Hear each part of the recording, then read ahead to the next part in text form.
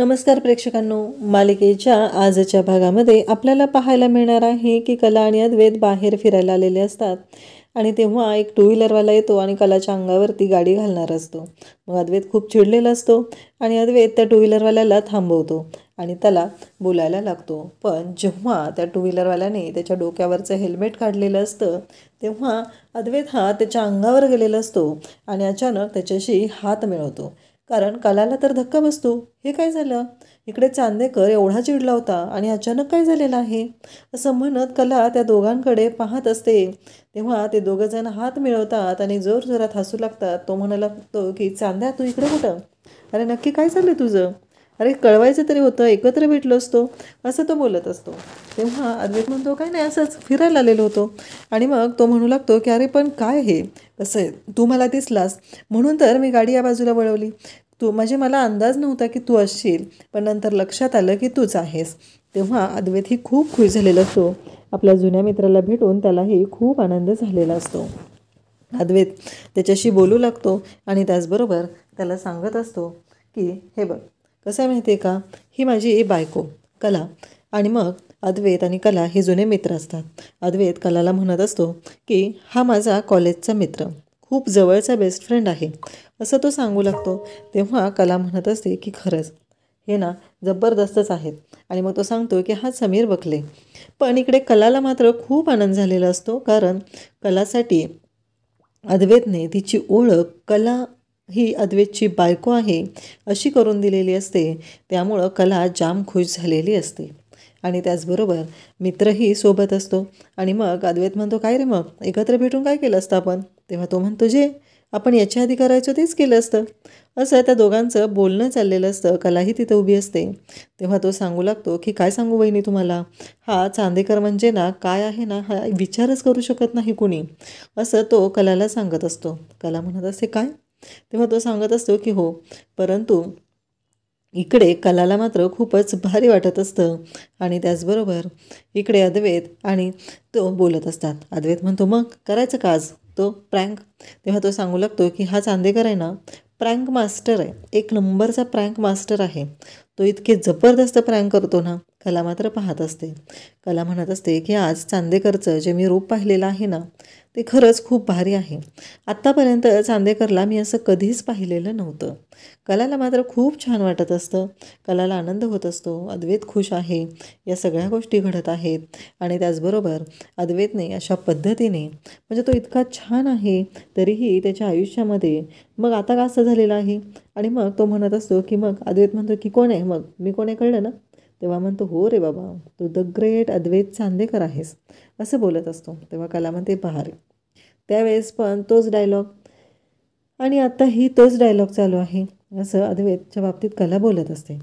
त्या सगळ्याच्या गोष्टींच्या मागे मात्र कलाला एक वेगळाच आनंद झालेला असतो. कलाला खूप भारी वाटत असतं, कारण अद्वैतने तिची ओळख कधी नव्हे ते त्याची बायको अशी पहिल्यांदा करून दिलेली असते. आणि आता दोघंजण ठरवतात की आता प्रँक करायचा आहे. मग अद्वैतचा मित्र आहे समीर, तो लगेचच अद्वैतला हेडफोन्स देतो आणि तो म्हणतो हे घे. मग त्याने तो इयरबड कानात टाकलेला असतो आणि अद्वैत तिथे बोलत असतो, हां शाळा कुठे आहे इथं? आणि तेव्हा ते जे काका असतात ते बिचारे त्याला म्हणतात की हो इथून पुढं गाडी घेऊन जावी लागेल, थोडीशी खाली आहे ना. तेव्हा अद्वैत म्हणतो हो पण मी तुमच्याशी कुठं बोललो आहे? तेव्हा ते म्हणतात म्हणजे? तेव्हा अद्वैत सांगू लागतो की अहो मी तुमच्याशी बोललेलोच नाही, मग असं काय बोलताय तुम्ही? तेव्हा ते म्हणतात काय मग? तेव्हा तो म्हणतो मी फोनवर बोलतो आहे. आणि मग तेव्हा ते म्हणत असतात की काय आहे हे? पुन्हा अद्वैत त्यांना विचारतो की हां जाऊ शकेल ना मी तिथपर्यंत? नाही, मला जाता येईल ना तिथपर्यंत? तेव्हा ते काका म्हणतात काय ही माणसं आजकालची पोरं फोनवर बोलतात का येण्या जाणाऱ्यांशी बोलतात तेच कळत नाही, असं ते काका बोलू लागतात. आणि मग इकडे कला आणि समीर दोघंजण हसत असतात. अद्वैत मात्र प्रँक करत असतो आणि त्या बिचाऱ्या काकांना येड्यात काढत असतो. तेव्हा कला मात्र अद्वैतकडे पाहतच राहते. त्याचबरोबर कला म्हणत असते चांदेकरचं हे रूप मला पाहायला मिळेल असं कधीच वाटलं नव्हतं. मग समीर आणि अद्वैत जोरजोरात हसू लागतात, कारण ते काका तर बिचारे फसले गेलेले असतात. त्यानंतर आपल्याला पाहायला मिळतं की अद्वैत म्हणतो की खरंच मजा आली. आणि मग त्या दोघांचं परत सुरू होतं. ते म्हणत असतात काय मजा करायचो आपण कॉलेजमध्ये असताना, असली जबरदस्त ना, विचारच करू शकत नाही. त्यानंतर त्यांचा पुन्हा प्रँक सुरू होतो. अद्वैत म्हणतो थांबालोच मी. आणि मग 2 मुलं गाडीवरून जात असतात. त्यांना थांबा थांबा थांबा थांबा असं म्हणत अद्वैत थांबवत असतो आणि त्या मुलांना म्हणत असतो, हो तुमच्या गाडीचं चाक फिरत होतं आत्ता. ते म्हणतात काय? तेव्हा ती विचारतात की हो बघा ना, विचारा बरं, फिरत होतं ना आत्ता चाक. तेव्हा कला पण तिकडून हो हो म्हणत असते आणि ती मुलं म्हणतात की काय आहे हे, इथं भेटलात परत कुठं भेटू नका असं अद्वैतला म्हणत आहेत. आणि त्याचबरोबर ती दोघंजण हसत हसत निघून जातात. तेव्हा समीर म्हणतो की अरे असंच भेटत जा, बरं वाटतं भेटला की, कारण इतक्या दिवसानंतर तू माझ्यासमोर आलेला आहे ना, या गोष्टीवर विश्वासच बसत नाही, कारण खूप भारी वाटतंय. म्हणजे फायनली अद्वैत चांदेकर हा भेटू शकतो, कारण सगळ्या गोष्टी तो विसरूनच गेलेला आहे. हे सगळं बोलणं चालू असतं. त्याचबरोबर अद्वैत पण त्याला मिठी मारतो आणि तो म्हणतो की वहिनी खरंच कळलं ना चांदेकरचं नवीन रूप, म्हणजे खरंच तो खूप खुश असायचा. कॉलेजला असताना खूप भारी मजा यायची हो, खरंच खूप आनंदात असायचा चांदेकर. त्यावेळेस कलाही त्याला नमस्कार करते आणि मग समीर जायला निघतो. त्यानंतर अद्वैत आणि कला दोघंही खुश झालेले असतात. अद्वैत कलाला म्हणतो की मग आता अजून मज्जा करून दाखवते तुला, थांब असं म्हणत असतो. तेवढ्यात अद्वैत म्हणतो की बघ ती समोरून गाडी येते ना, त्या गाडीची वाल्यांची मी मज्जा करतो असं कलाला तो सांगत असतो. पण बिचाऱ्या अद्वैतच्या लक्षातच येत नाही की ती गाडी चांदेकरांचीच आहे, म्हणजे सरळ चांदेकरची आहे. अद्वैत तो नंबर प्लेट वगैरे काही बघत नाही आहे. आनंदाच्या भरात तसाच तिथे जातो आणि मज्जा करायला लागतो.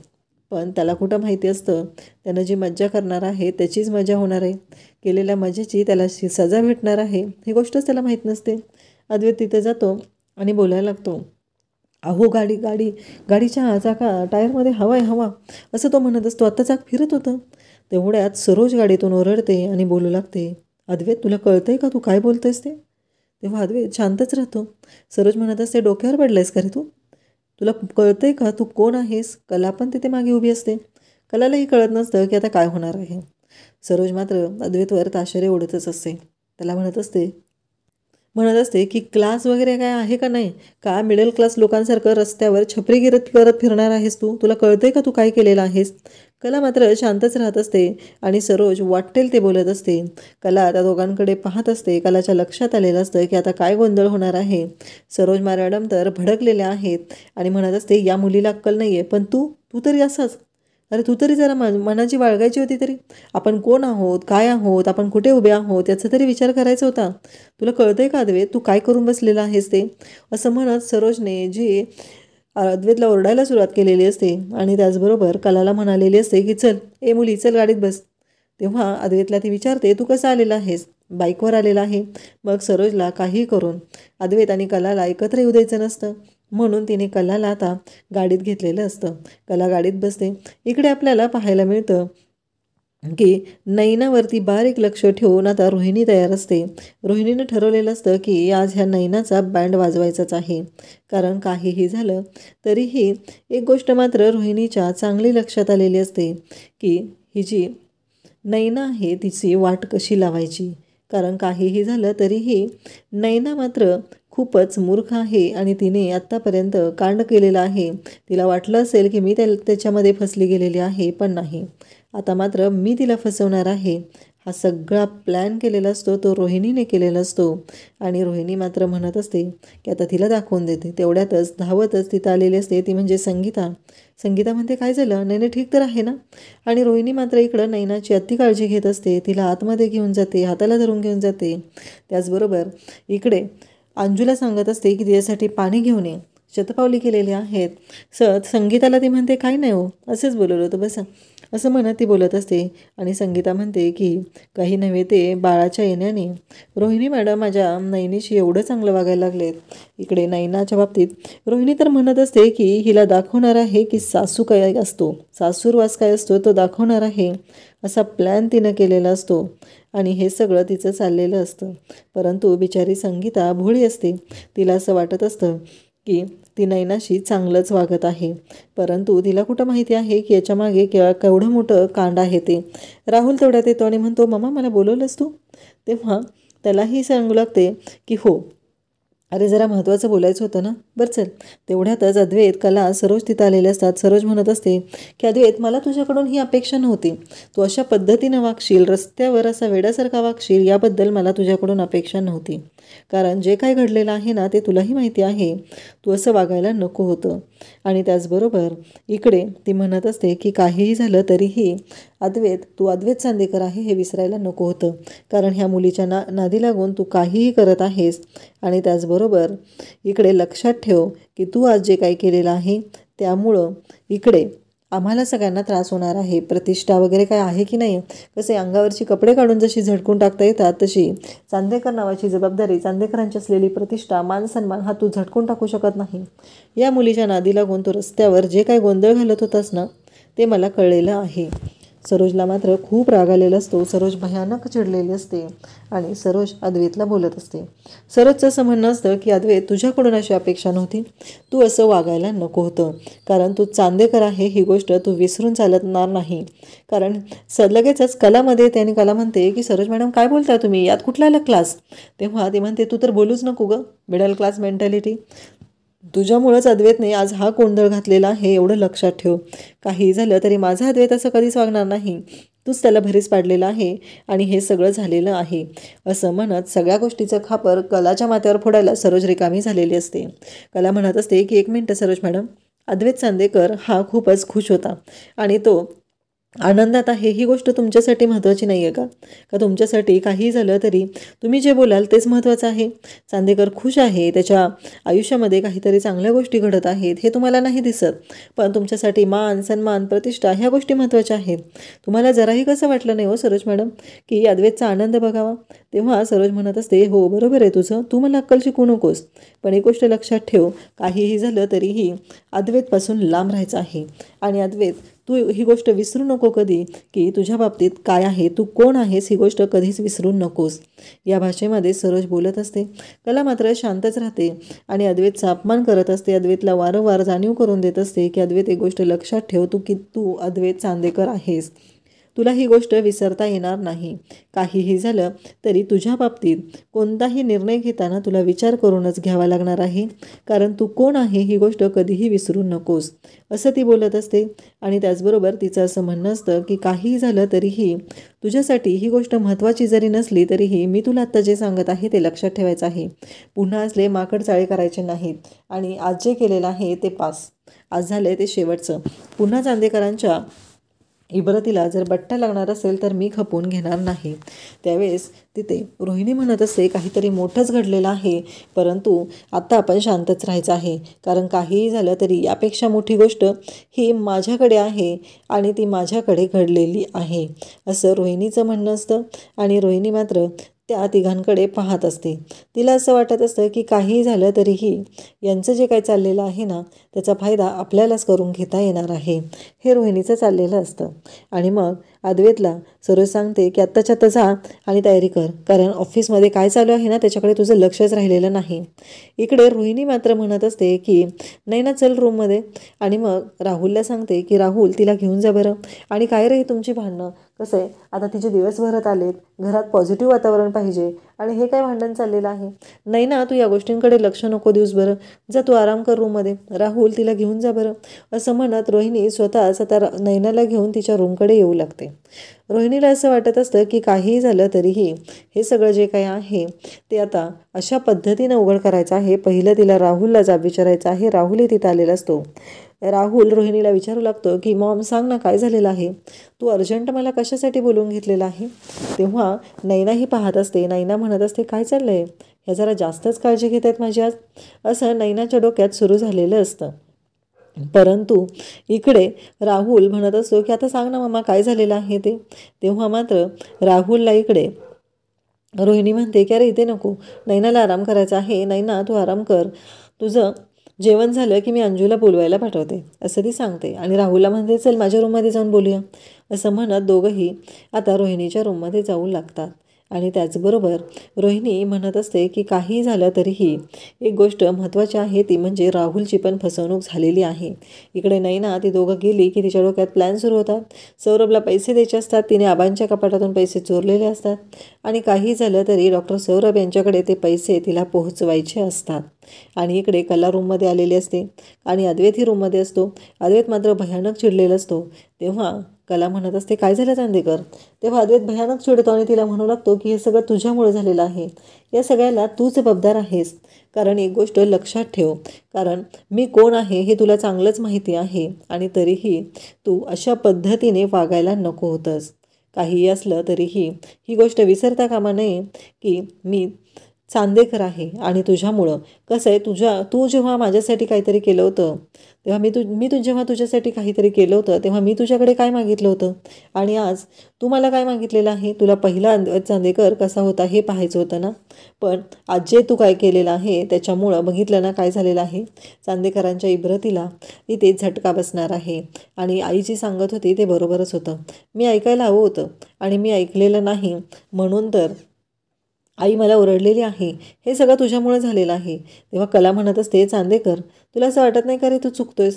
कारण प्रत्येक वेळेस तुला असं वाटत असतं की तू जे बोलतोयस तेच बरोबर आहे.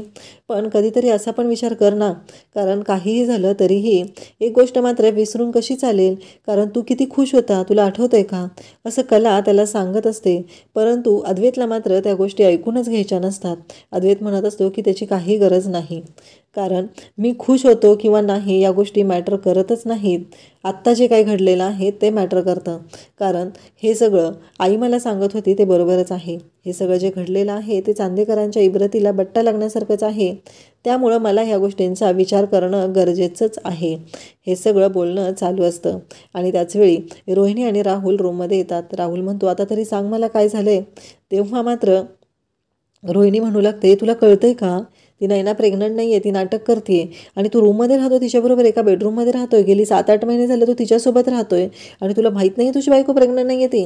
तेव्हा राहुल म्हणू लागतो की मॉम कसं आहे गं, तू असं का माझ्यावरच आरोप करत आहे? तुला नाही माहिती काय झालेलं आहे ते, असं तो सांगू लागतो. तो म्हणत असतो की अगं मी तेव्हा 1000 वेळा सांगत होतो की माझी काहीच चूक नाही, पण माझ्यावर कोणी विश्वास ठेवला नाही. ब्लड टेस्ट केली गेली म्हणजे तेव्हापासून ते रिपोर्ट बदलले गेलेले होते आणि तेव्हापासून या सगळ्या गोष्टी घडत होत्या.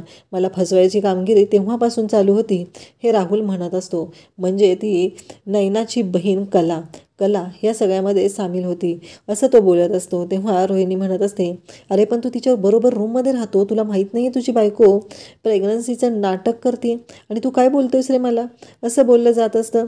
तेव्हा मात्र राहुल म्हणतो, मॉम तुला काय सांगू, जेव्हापासून लग्न झालं आहे ना तेव्हापासून त्या नैनाने मला तिच्या अंगाला हातहीच लावू दिलेला नाही. मी खूप वेळा प्रयत्न केला पण तिने मला तिच्या जवळही येऊ दिलेलं नाही, तर मला कसं कळणार? तेव्हा राहुल म्हणतो की आता मी सोडणार नाही, आता मी फुल प्रूफ प्लॅन करणार आहे आणि त्या नैनाला पूर्णपणे अडकवणार आहे, तिची पूर्ण वाट लावणार आहे, असा विचार आता इकडे राहुलने केलेला असतो. आणि तो म्हणत असतो की एकीची नाही दोघींची, कारण त्या कलाला पण यावेळी घरातून हाकलून देणार आहे. एवढं लक्षात ठेव, काहीही झालं तरीही त्यांनी आपल्याला फसवलेलं आहे, ही गोष्ट आपल्याला विसरून चालणार नाही, हे तो सांगत असतो. आणि त्याचबरोबर त्याचं असं म्हणणं असतं की मॉम आता मला या सगळ्यामध्ये तुझी मदत हवी आहे, असंही तो बोलत असतो. त्याचबरोबर इकडे आपल्याला पाहायला मिळतं की उद्याच्या भागामध्ये रोहिणी भयानक चिडलेली असते आणि रोहिणी सरोजला सांगत असते की माझ्या हातामध्ये एक आयतं घबाड सापडलेलं आहे. तेव्हा त्या दोन्ही बहिणींना इथून हाकलून द्यायसाठी तेव्हा सरोज लगेच बोलत असते की चांदेकरांच्या इब्रतीला जर बट्टा लावलेलं काम त्यांनी केलेलं असेल तर मी स्वतःहून त्या दोघींना या घरातून बाहेर काढेल, हे सरोज बोललेली असते. कारण रोहिणीला एकटीला ती गोष्ट जमणार नाही हे तिला माहिती असतं आणि आता ह्याच गोष्टीचा फायदा करून घेऊन आपण सगळ्यांच्या समोर आणायचं आहे आणि नैना आणि कला या दोघींना घराच्या बाहेर काढायचा आहे, हा प्लॅन रोहिणीने केलेला असतो. आणि त्यामध्ये तिला सरोज मदत करणार असते, हेही फायनल झालेलं असतं. तर इकडे अद्वैतला ऑफिसमधून फोन येतो आणि ते सांगू लागतात की सर दिव्याघरच्या प्रोजेक्टच्या बाबतीत बोलायचं आहे. तेव्हा अद्वैत म्हणतो ते तर राहुल सर सांभाळत आहेत ना. तेव्हा ते सांगू लागतात की नाही सर, राहुल सरांचं अजिबात लक्ष नाही आहे, गेली 4-5 दिवस झालं कामामध्ये. मी त्यांना मेल पाठवून ठेवलेला आहे पण त्यांनी ते अप्रूव्हल केलेलं नाही, त्यामुळं पुढच्या कामाला उशीर होत आहे. अद्वैतला मात्र राग आलेला असतो आणि अद्वैत मग लगेचच राहुलला बोलवून घेतो आणि राहुलला म्हणू लागतो की राहुल काय चाललं आहे तुझं, त्या दिव्याघरच्या प्रोजेक्टचं काम कुठपर्यंत आलेलं आहे? तेव्हा राहुल शांतच उभा असतो. तेव्हा अद्वैत त्याला म्हणत असतो की त्या प्रोजेक्टचा होल्ड मला माझ्याकडे हवा आहे. म्हणजे आता अद्वैत तो प्रोजेक्ट लीड करणार आणि त्याच्या हाताखाली राहुल काम करणार ही गोष्ट पक्की झालेली असते. आणि त्या गोष्टीचा राग मात्र राहुलला आता जास्तच आलेला असतो. आणि त्याचबरोबर इकडे राहुल म्हणत असतो म्हणजे? तेव्हा अद्वैत म्हणतो हो, मी जे सांगितलं ते लक्षात आलेलं नाही का तुझ्या? असं अद्वैत त्याला बोलत असतो. इकडे कला मात्र रूममध्ये असते आणि ग्रे कलरचा कुर्ता हातात घेऊन त्या कुर्त्याकडे पाहत असते. तेव्हा ती म्हणत असते की हा कलर चांदेकरवर जास्त खुलून दिसेल ना, मी या कलरचेच कपडे घेऊ का त्याच्यासाठी? म्हणजे असा शर्ट घेऊ का? कारण आता संक्रांतीसाठी तिने तो विचार केलेला असतो. आणि इकडे सरोज आणि रोहिणी यांचा प्लॅन शिजत आहे कला आणि नैनाला बाहेर काढण्यासाठी. तर आता नक्की मकर संक्रांतीच्या दिवशी काय गोंधळ घालणार आहे रोहिणी आणि त्यामुळं अद्वैत कलाची कशी साथ देणार ते आपल्याला पाहायला मिळणार आहे. अशाच अपडेटसाठी चॅनलला सबस्क्राईब करा. थँक्यू.